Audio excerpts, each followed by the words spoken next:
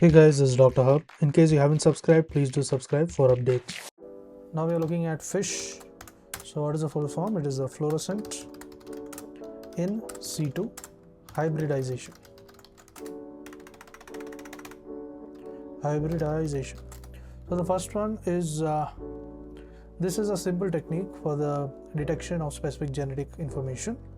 So simple technique, and this is done for the detection of specific genetic information on morphologically intact tissues using the fluorescent probes.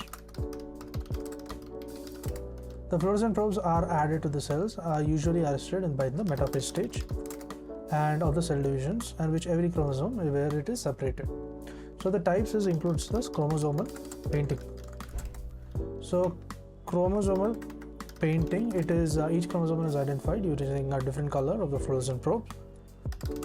Then however, each chromosome does not have a unique color since the fluorescent dyes are limited. Next is the multicolor fish.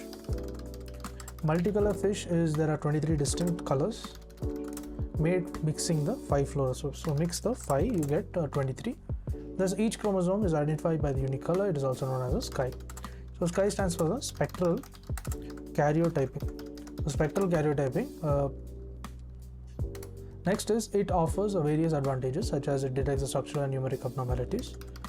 So it is also the numeric abnormalities can be detected in the chromosomes, and it detects the gene amplification as well as the subtle micro deletions. So gene amplification can also be done. So the maps a nearly isolated gene. So it maps a newly isolated gene and to its correct chromosomal loci. However, the process requires a prior knowledge of the genes and chromosomes. Next is the interface fish.